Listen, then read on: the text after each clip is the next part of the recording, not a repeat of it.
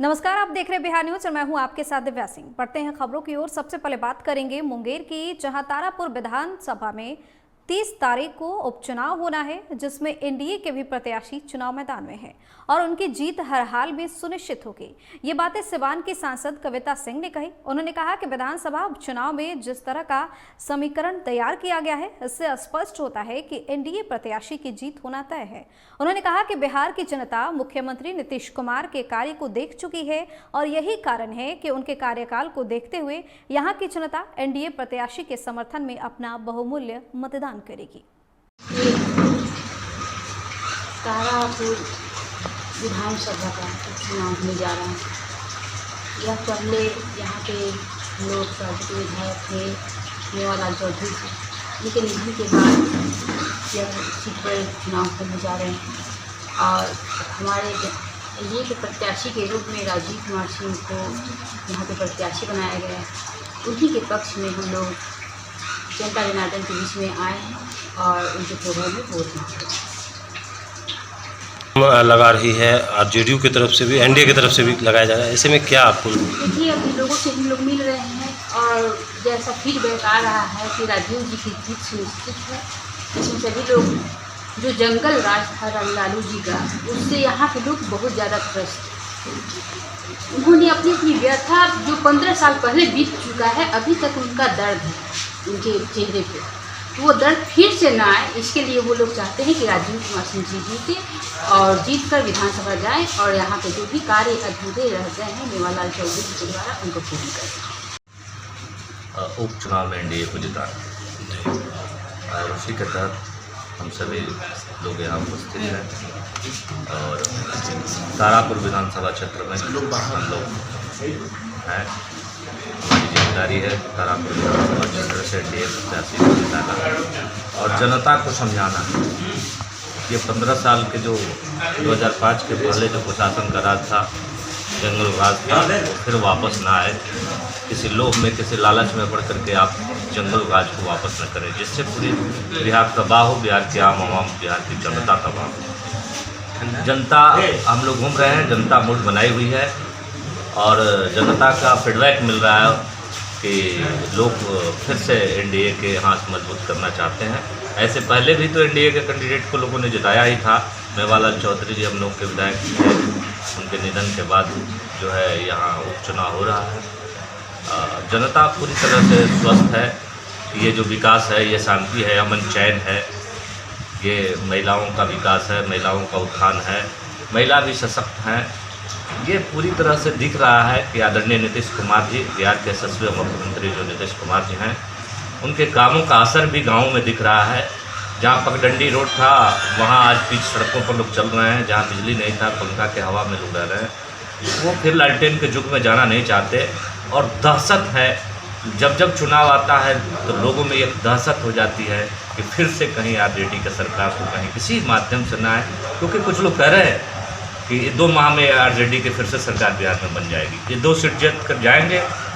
बहुत तरह की बातें लोग कर रहे हैं, तो लोगों में ये डर पैदा हो गई है कि फिर वही राज तो ना आ जाएगा कहीं। इसलिए मजबूती से लोग एनडीए के पक्ष में हैं और यहाँ एनडीए के कैंडिडेट जीतेंगे। हम लोगों को यही लग रहा है जनता के फीडबैक। मुंगेर में अपराधियों का तांडव जारी है। अपराधियों ने दिन दहाड़े शहर के प्रतिष्ठित किराना व्यवसायी से 49 लाख रुपए लूट की घटना को अंजाम दिया। जानकारी के अनुसार बाइक सवार अज्ञात बदमाशों ने हथियार के बल पे छिनतई की घटना को अंजाम दिया है। किराना व्यवसायी का नाम गोपाल शाह है, जो अपने 2 कर्मचारी के साथ अलग अलग बाइक से अपने घर मकसद से मुख्य ब्रांच एसबीआई बैंक जा रहे थे। इसी समय इस घटना को अंजाम दिया गया। वहीं पैसे लेकर भागने के दौरान गोली भी चलाई गई। सूचना के बाद पुलिस मौके पर पहुंची और सीसीटीवी कैमरे की मदद से बदमाशों तक पहुंचने की कोशिश की जा रही है। और ये जे आवे कह दे ये आवे कह दो कि हम इतना दे 300 से बेसी नहीं। मस्जिद अहमदिया यहाँ पर एक लूट की घटना घटी है। मोटरसाइकिल से पैसा जमा करने ले जा रहे थे, उसी में 2 व्यक्ति पैसा बैग छीन करके भागे हैं। उसका हम लोग इन्वेस्टिगेट कर रहे हैं, बहुत जल्द इसका खुलासा कर रहे हैं। औरंगाबाद में मदनपुर थाना क्षेत्र के एक गांव की 20 वर्षीय युवती के साथ हुए दुष्कर्म मामले को लेकर एसपी कांतेश कुमार मिश्रा ने जानकारी दी है। उन्होंने बताया कि इसकी जांच के लिए एसडीपीओ सदर के नेतृत्व में एक विशेष टीम का गठन किया गया है और 10 दिन के अंदर चार्जशीट करने का निर्देश भी दिया गया है। वहीं कहा कि घटना को लेकर डिस्ट्रिक्ट जज से बात भी हुई है ताकि शीघ्र ही एसबीटी ट्रायल करवाकर पीड़िता को न्याय दिलाया जाए। उनके द्वारा पीड़ित परिवार से कहा गया कि अपनी बेटी को संभालते तो ये गैंगरेप की घटना नहीं घटी, वो सामने क्यों गई थी 5 लोगों के साथ, क्यों घूम गई थी। इस सब लोग आक्रोशित हुए और हंगामा भी किया।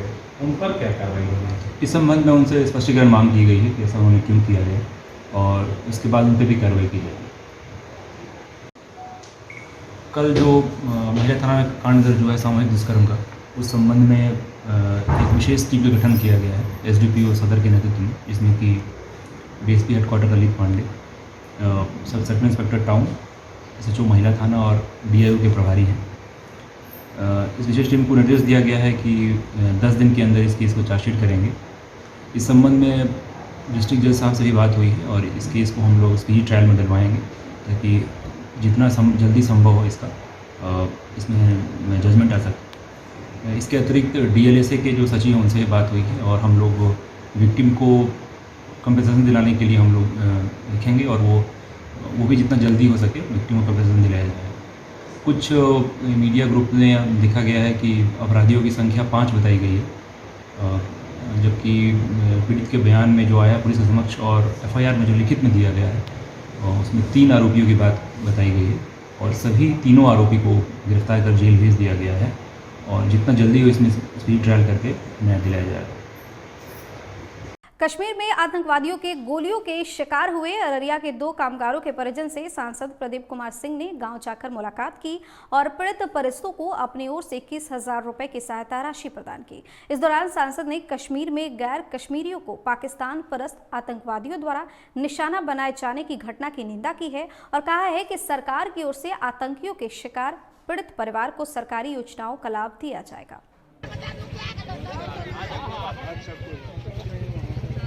तो आप कांगड़ा में ओकरा सबके या पोता जे छो ना या तोर बेटा या सब पोता छो एकरे लाके चल ये बड़का बेटा बाकी ले कनिया से बचा ठीक जगह कहिया गेल रहे सुनो ना बोल पहले 5 महीना तो कर रहते देश बदी आप तो आतंकवादी मार रखे हैं एक परिवार तो सरकार से जो भी मदद होते सब मदद हम लोग दिलेबे और कल जे छै ना कल ओकर खाता में 13 लाख रुपया खाता में पत्नी के नाम से। सबसे पहले तो ये घटना बड़ा ही दर्दनाक है। हमारे यहाँ का मजदूर मजदूरी करने को गया था और अब पाकिस्तान की सेना और सरकार हमारे सेना पर तो मारने का हिम्मत नहीं है, वो घुसपैठी करके सिविलियन को मारता है और यह जो घटना घटी है इसका खामियाजा पाकिस्तान को भुगतना पड़ेगा। और नरेंद्र मोदी जी की सरकार है और भारत के प्रधानमंत्री आज हम लोग सब मर्माहत हैं। उसने बड़ी घिनौना काम किया है। हमारे 2 मजदूर जहाँ से मजदूरी करने गया था रोजी रोटी के लिए, वो उसका हत्या किया है। लेकिन इसका एक खून का कतरा भारत को मजबूती देगा और पाकिस्तान को इसका खामियाजा भुगतना पड़ेगा, ये मुझे पता है। पाकिस्तान तैयार रहे, इसका एक खून का कतरा भारत को मजबूती देगा और सरकार द्वारा जितना संभव मदद है उतना संभव मदद इसका किया जाएगा। हमारे वहाँ के राज्यपाल ने 11 लाख रुपया और हमारे बिहार सरकार के मुख्यमंत्री आदरणीय नीतीश जी ने 2 लाख रुपया ये नगद के रूप में, और भी जो सहायता सरकार द्वारा मिल सकता है, जो प्रावधान होगा। जैसे इनका घर नहीं है, गरीब आदमी है, इनको हम लोग पक्के का घर दिलवाएंगे। क्योंकि अब हम लोग उसको जिंदा तो नहीं कर सकते हैं, परंतु सरकार द्वारा जितना ज़्यादा से ज़्यादा इनके परिवार, इनकी माँ, इनके बच्चों के भरण पोषण के लिए दिया जा सकता है वो सब हर संभव प्रयास हम लोग करके दिलवाएंगे। सब लाने के लिए किस तरह का प्रयास किया जा रहा है? देखिए, सरकार तो निश्चित रूप से अच्छा कदम उठाया है। मैं प्रधानमंत्री को धन्यवाद दूंगा, वहाँ के राज्यपाल को, कि उन्होंने, कल मेरी बातें हुई थी हमारे डिप्टी सीएम साहब से, उन्होंने कहा कि हवाई जहाज़ से आज उसका पोस्टमार्टम हुआ और वो कल पटना आएगा और पटना से फिर सब इनके घर तक कल आएगा। हम लोग अंतिम संस्कार में भी कल सम्मिलित होंगे। नवादा जिले के अकबरपुर थाना क्षेत्र के कंचिया गांव के निकट चुनाव प्रचार वाहन पलट गया और इस हादसे में 4 बालकों की मौत हो गई। वहीं हादसे के बाद इलाके में कोहराम मच गया। बताया जा रहा है कि पंचायत समिति की उम्मीदवार निर्मला कुमारी का चुनाव प्रचार वाहन घूम रहा था। वाहन के साथ ही वह घूम कर प्रचार कर रही थी, तभी तेज बारिश के कारण अचानक गाड़ी पलटी मार दी। इस हादसे के वक्त 4 बच्चे सड़क के किनारे खड़े थे और प्रचार वाहन उन्हीं पर पलट गया, जिसमें 4 की मौत हो गई।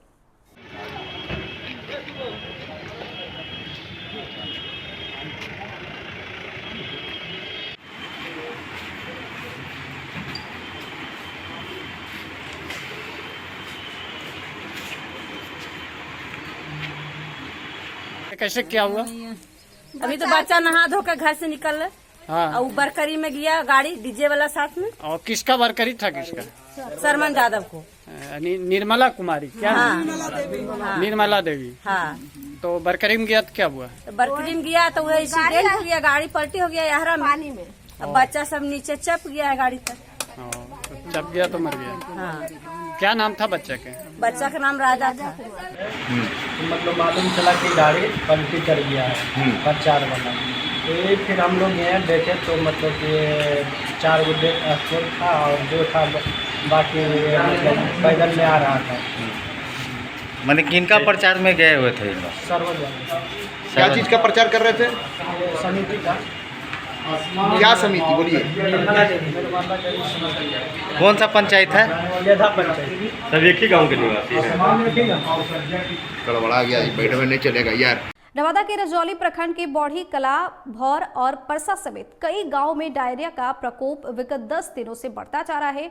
बौढ़ी कला गांव में 7 दिनों में 2 लोगों की डायरिया से मौत भी हो चुकी है, जिनमें 1 महिला और 1 बच्चा शामिल है। वार्ड संख्या 12 के वार्ड सदस्य ने बताया कि बीते 10 दिनों से गाँव के ही 2 लोगों की मृत्यु डायरिया के कारण हुई है। वहीं अनुमंडलीय अस्पताल के प्रभारी उपाधीक्षक डॉक्टर राजीव कुमार ने बताया कि अस्पताल में डायरिया के प्रकोप से पीड़ित आने वाले मरीजों का इलाज सफलतापूर्वक किया जा रहा है।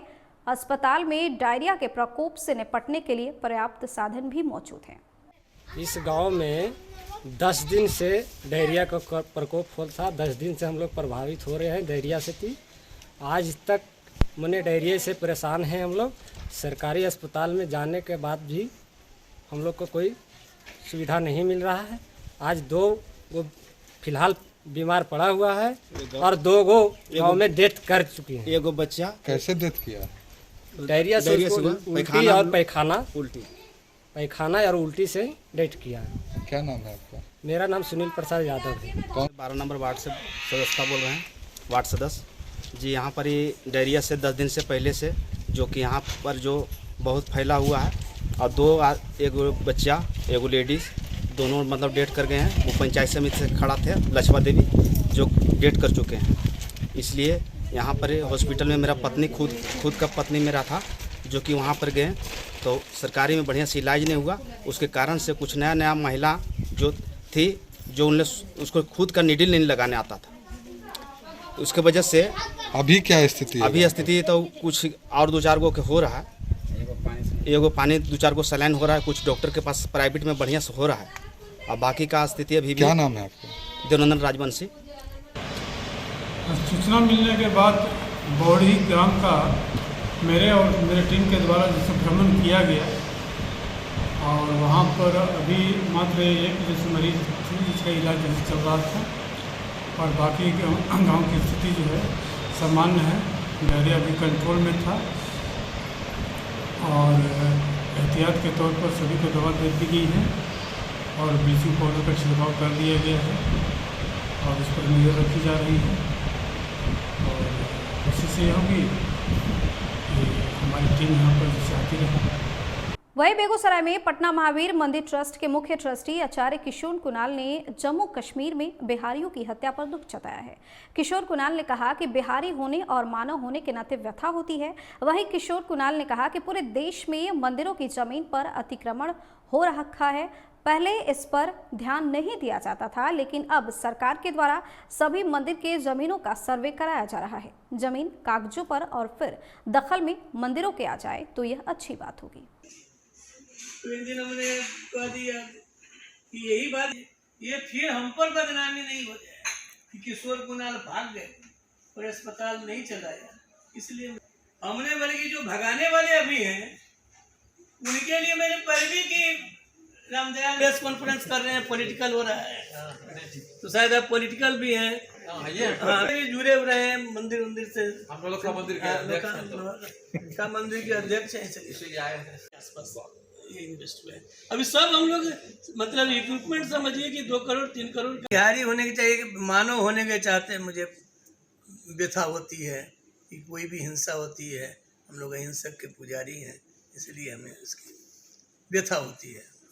ऐसा है, एक नागरिक होने के चलते व्यथा है, उससे ज़्यादा मैं नहीं कह सकता, क्योंकि ये हम लोग राजनीति से दूर रहने वाले धर्म क्षेत्र में काम करते हैं, इसलिए उस पर कुछ भी बोलना मेरा उचित नहीं होगा। नहीं, ऐसा है, एक तो अतिक्रमण मंदिरों की ज़मीन पर पूरे देश में है और इस पर पहले बहुत ध्यान नहीं दिया गया, तो वो तो वापस होना चाहिए। और अभी सरकार की ओर से कुछ काम भी हो रहा है। सब जमीनों जो मंदिर के भूखंड हैं उनका सर्वे कराया जा रहा है। ये सचमुच ये मंदिर की ज़मीन पहले कागज़ पर और बाद में व्यवहार में वापस आ जाती है तो बहुत बड़ा काम होगा। ऐसा है, कुछ लोग यहाँ के नहीं चाहते हैं कि हम लोग उससे जुड़े रहें, इसलिए हमने कहा कि नहीं चाहते हैं तो लिख कर दे दीजिए। हम लोग कोई बहुत लालयित नहीं है, हम लोग छोड़ देंगे। मंदिर का जो खर्च हुआ है सब हिसाब किताब वाइट मनी में है, मिल जाएगा, हम लोग छोड़ देंगे। व्यवधान लोग, कुछ लोग हैं जो चाहते हैं कि हम लोग इससे नहीं जुड़े रहें, बस इतनी सी बात है। और जो काम करने के लिए हमने लोगों को भेजा, उन लोगों को एक तरह से भगा दिया गया। बेगूसराय पुलिस के कारनामे से एक परिवार एसडीओ कोर्ट का चक्कर लगाने को मजबूर है। पंचायत चुनाव को लेकर मुफस्सिल थाना पुलिस ने 4वीं कक्षा के 2 छात्रों पर 107 की कार्रवाई के लिए नोटिस जारी कर दिया। नोटिस मिलते ही परिवार दहशत में आ गया और परिवार दोनों बच्चों को लेकर एसडीओ कोर्ट पहुंचा और एसडीओ से न्याय की गुहार भी लगाई। वहीं दोनों बच्चों को नाबालिग देख एसडीओ ने भी मामले में हैरानी जताई। हालांकि बाद में एसडीओ के आदेश पर मुफस्सिल थाना पुलिस ने इसे भूलवश नोटिस होने की बात को बोलते हुए न्यायालय कोर्ट में लिखित आवेदन देकर कार्रवाई नहीं करने की अपील की। ये बच्चा है बहुत हल्का एक बच्चा गोदी में था, जिसके ऊपर एक बच्चा उसको ले लीजिए, उसको ले लीजिए।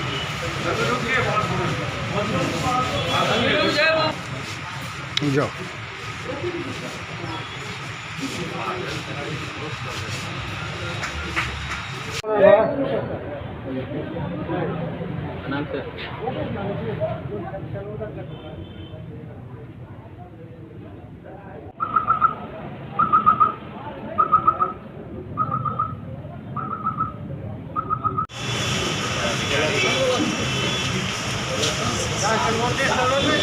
चलिए हमको मिला दीजिए।